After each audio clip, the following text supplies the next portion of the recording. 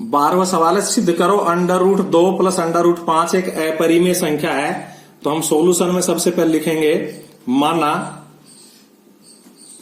Under root 2 plus under root 5 एक परिमेय संख्या है। जब भी हम किसी भी संख्या को अपरिमेय सिद्ध करेंगे तो सबसे पहले उसको परिमेय मानेंगे और फिर हम अपनी संक्रिया करेंगे अपरिमेय सिद्ध करने की। लिखेंगे तब हम under root 2 plus under root 5 को क्या मान सकते हैं, a बटा b मान सकते हैं, क्योंकि परिमेय संख्या का रूप a बटा b का होता है, जहां a और b क्या होते हैं, पूर्णांक है और b 0 नहीं है। जरूरत पड़ेगी तो हमें यह भी लिखना पड़ सकता है कि a 0 नहीं है, तथा a व b सह अभाज्य है। अब हम आगे बढ़ते हैं, लिखेंगे तब हम इसका पक्षांतरण कर देंगे। एक संख्या को चाहिए अंडर रूट 2 को चाहिए अंडर रूट 5 को दूसरी तरफ ले जा रहे हैं, तो हम अंडर रूट 2 को दूसरी तरफ ले जा रहे हैं, तो अंडर रूट 5 बराबर a बटा b माइनस अंडर रूट 2। और अब हम दोनों पक्षों का वर्ग कर रहे हैं, तो इधर अंडर रूट 5 का वर्ग करेंगे तो 5 हो जाएगा, और a बटा b माइनस अंडर रूट 2 का वर्ग करेंगे तो इस प्रकार से स्क्वायर लगा देंगे। अब हम आगे बढ़ेंगे तो हम लिखेंगे 5 बराबर a माइनस बी के होल स्क्वायर से खोल लेंगे तो a बटा b का होल स्क्वायर यानी कि a स्क्वायर माइनस 2, a की जगह a बटा b और b की जगह अंडर रूट 2 और प्लस b स्क्वायर, तो अंडर रूट 2 का स्क्वायर 2। और आगे बढ़े तो देखो 5 ऐसा कैसा बराबर a स्क्वायर बटा b स्क्वायर ऐसा कैसा, minus 2 under root 2 under root 2 a बटा b और प्लस 2। तो देखो हम इसको तो ला रहे हैं बाई तरफ, देखिए ध्यान से, तो ये इधर बाई तरफ आके क्या हो जाएगा, 2 अंडर रूट 2 a बटा b, क्योंकि माइनस था तो इधर आके प्लस हो गया, और इधर हमारे पास क्या बचा, a स्क्वायर बटा b स्क्वायर प्लस 2, और ये 5 इधर आके माइनस हो जाएगा। इस प्रकार से हमारे पास क्या आ जाएगा, हमारे पास आ जाएगा 2 अंडर रूट 2 a बटा b बराबर a स्क्वायर बटा b स्क्वायर और प्लस का 2 माइनस का 5 तो माइनस का 3। इसका बटा 1 मान के हम एलसीएम ले लेंगे, b स्क्वायर हमारा एलसीएम आ जाएगा, तो a square minus 3 b square. हमारे यहां देखो ये 2 और ये a बटा b फालतू है, क्योंकि हमें इधर केवल अंडर रूट 2 रखना है, वर्गमूल की संख्या रखनी है, इधर सिर्फ एक तरफ वर्गमूल की संख्या रखनी, दूसरी तरफ बाकी ले जानी है। तो देखो वहां क्या है, a square minus 3b square बटा b स्क्वायर, और ये 2 उधर जाएगा तो नीचे आ जाएगा और b ऊपर चला जाएगा और a नीचे आ जाएगा। तो जैसे a नीचे आएगा तो हम ये लिखेंगे कि भाई a भी 0 नहीं है, क्योंकि गणित में नीचे शून्य नहीं आ सकता, इसलिए हमने ये अब जोड़ दिया, ऐड कर दिया कि भाई a भी 0 नहीं हो सकता, बाकी कुछ भी हो सकता है। इस प्रकार हम देख रहे हैं कि इधर जो भी संक्रियाएं हैं, ये जोड़ घटा गुणा भाग ये सब परिमेय संख्याओं की है। तो लिखेंगे बाया पक्ष बराबर अंडर रूट 2 बराबर एक अपरिमेय संख्या। अपरिमेय संख्या हमने पढ़ रखा है कि अंडर रूट 2 अपरिमेय संख्या होती है। दाया पक्ष, और दाया पक्ष क्या है, ये सब कुछ मिला के है, और ये सब क्या है, ये है परिमेय संख्याओं का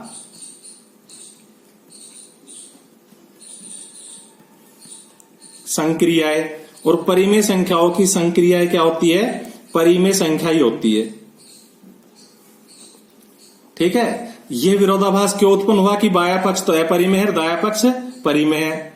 यह विरोधाभास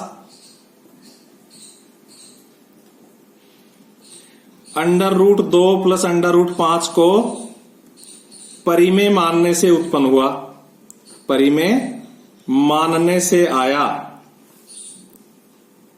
अतः under root 2 plus under root 5 एक अपरिमेय संख्या है।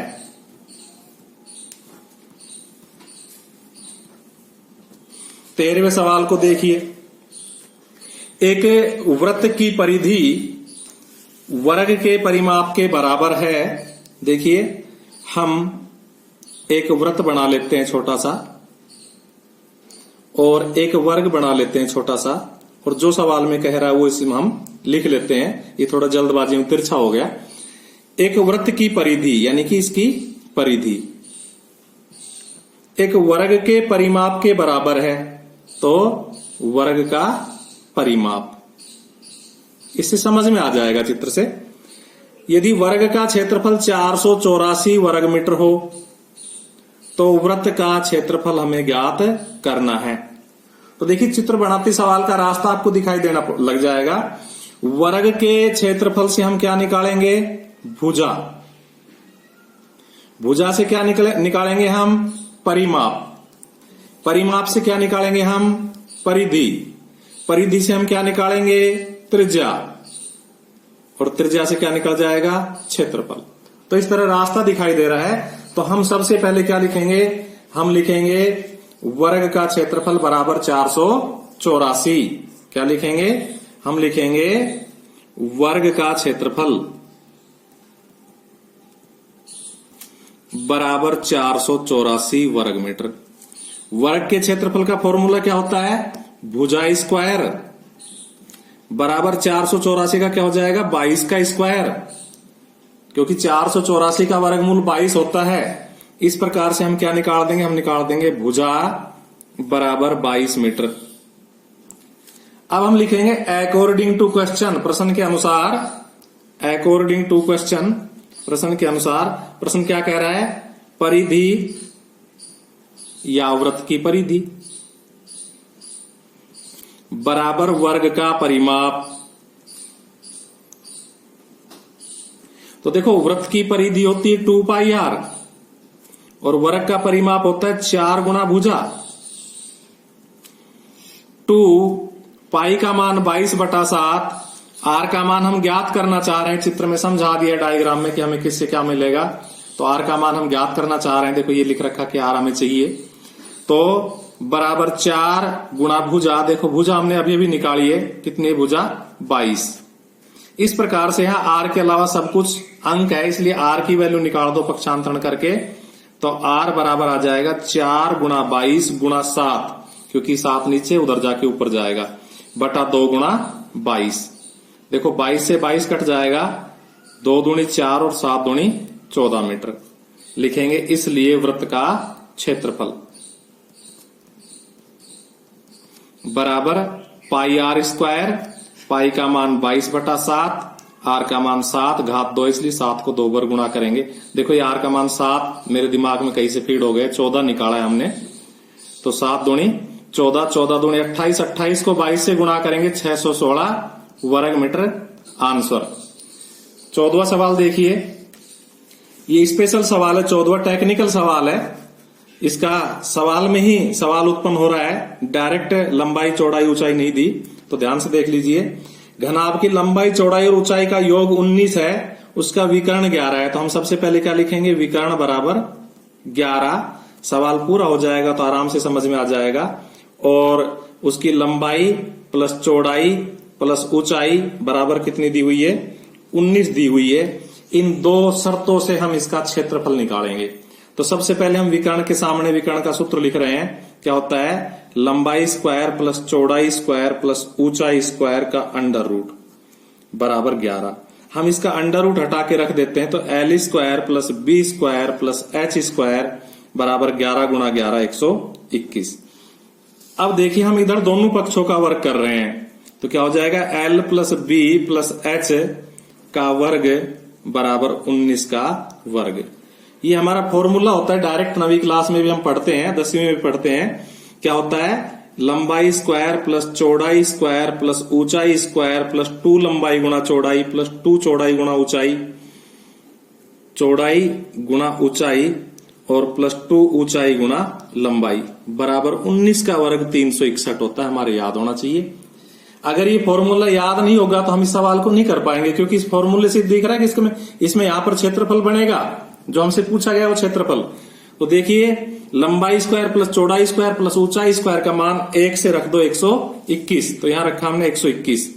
इसमें 2 कॉमन लिया तो क्या बचा, लंबाई गुना चौड़ाई प्लस चौड़ाई गुना ऊंचाई प्लस ऊंचाई गुना लंबाई बराबर है ही 361। हमने ये मान कहां से रखा, 1 से, तो यहां लिख देंगे 1 से। अब देखिए हम इसकी जगह तो लिख रहे हैं घनाभ का क्षेत्रफल, क्योंकि है घनाभ के क्षेत्रफल का फॉर्मूला, तो घनाभ का क्षेत्रफल। और 121 यहां पर फालतू है तो इस 121 को उठा ले जाओ, उधर जाके घट जाएगा और हमारे पास कितना आ जाएगा, 240 वर्ग सेंटीमीटर आंसर। 15वां सवाल है, एक कार 50 किलोमीटर प्रति घंटे की गति से चलती है, यदि रुकने की दूरी 40 मीटर और मंदन की दर 4.4 मीटर प्रति सेकंड स्क्वायर है तो पहुंचने का समय ज्ञात करो। देखो ये सवाल आज तक परीक्षा में आया नहीं है, छोटा ही सवाल है, इसकी बारी है, ये आ सकता है। सॉल्यूशन तो हम लिखेंगे गति बराबर 50 किलोमीटर प्रति घंटा। हमने पूरा सवाल पढ़ा है तो इसमें देखो बाकी सवाल जो है वो मीटर और सेकंड में है, इसलिए इसको मीटर प्रति सेकंड में बदल रहा हूं। तो 50 इसको जैसे 1000 से गुणा करेंगे किलोमीटर का मीटर बन जाएगा, प्रति माने बटा, घंटा को जैसे ही 60 से गुणा करते हैं, 1 घंटा 1 लगाने की जरूरत नहीं है, मिनट बनेगा, फिर 60 से गुणा करेंगे तो सेकंड बन जाएगा। इस प्रकार से देखो 1 0 से 1 0 कटेगी, दूसरी 0 से दूसरी 0 कटेगी, 2 तिया 6, 2 पंजे 10, फिर 2 तिया 6 और ये 25 बार कट जाएगा। इस प्रकार से क्या आ जाएगा, 25 पंजे 125 बटा 3 तिया 9 मीटर प्रति सेकंड। दूरी 40 मीटर दी हुई है, रुकने में जो दूरी तय करेगी गाड़ी वो 40 मीटर तय करेगी, और मंदन की दर त्वरण दिया हुआ है 4.4 मीटर प्रति सेकंड स्क्वायर। क्योंकि मंदन दिया हुआ है इसलिए इसके माइनस लगेगा, क्या लगेगा, माइनस, क्योंकि मंदन है। अब हम साइंस के सूत्र से जानते हैं कि जो त्वरण होता है वो होता है वेग में परिवर्तन की दर।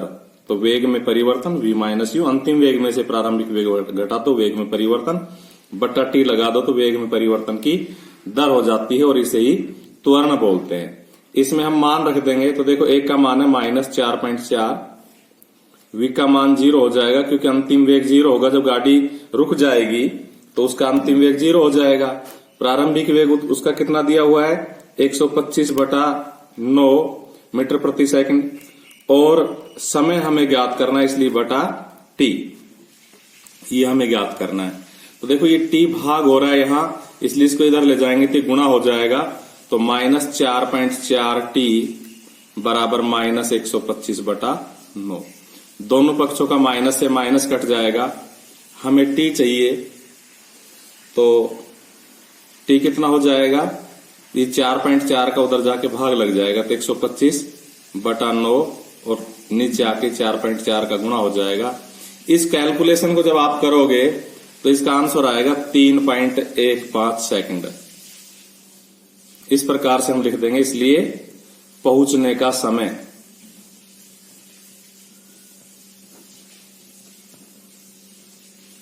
बराबर 3.15 सेकंड आंसर।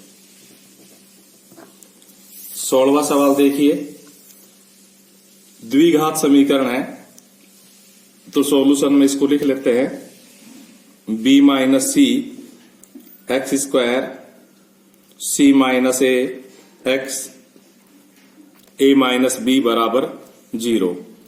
इसके मूल वास्तविक और बराबर है तो हम मूल वास्तविक और बराबर की कंडीशन लगाने के लिए a लिखेंगे। ये छोटा a इसलिए काट दिया कि इसमें ABC आ रहा है तो बड़ा A लिखेंगे। एक्स स्क्वायर का गुणांक होता है बड़ा A, b minus C, X का गुणांक होता है b, c माइनस ए, और अचर पद होता है c a माइनस बी। लिखेंगे चूंकि मूल वास्तविक एवं समान है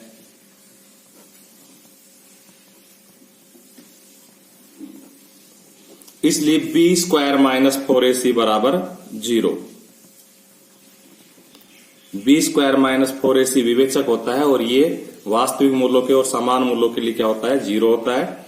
इसमें मान रख दो, b का मान है c माइनस ए स्क्वायर माइनस 4, देखो b का मान स्क्वायर ऐसा कैसा, -4 ऐसा कैसा, a का मान b माइनस सी और c का मान a माइनस बी।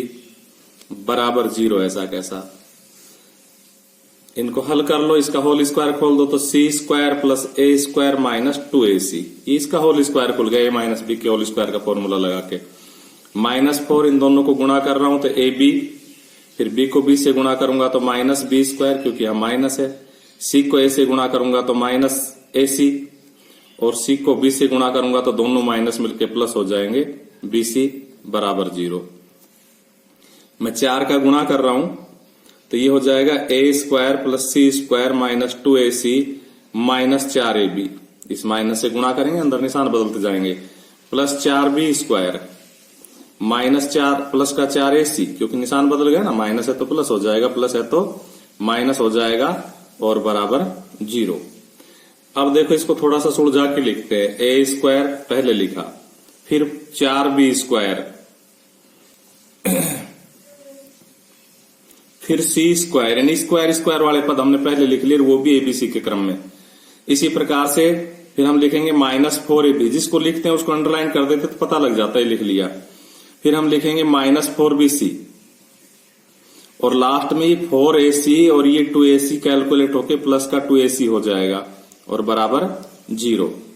तो देखो हम इस a स्क्वायर को a स्क्वायर ही लिख सकते हैं, 4b स्क्वायर को -2b का होल स्क्वायर लिख सकते हैं, c स्क्वायर को c स्क्वायर लिख सकते हैं।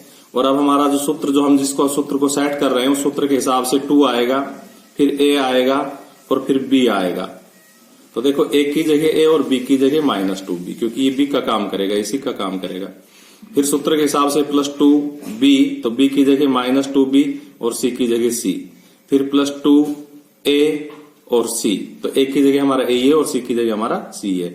यानी कि इस संख्या को अगर हम इस रूप में सेट करने में कामयाब हो जाते हैं तो ये a प्लस बी प्लस सी का होल स्क्वायर वाला फॉर्मूला बन जाता है। तो चेक करते हैं बन गया कि नहीं। तो ये तो चेक कर ही लिया हमने, क्योंकि माइनस का स्क्वायर प्लस हो जाता है। ये देखो इनका प्लस माइनस का गुणा होकर वही माइनस आ रहा है, और 2 दूनी 4ab आ रहा है।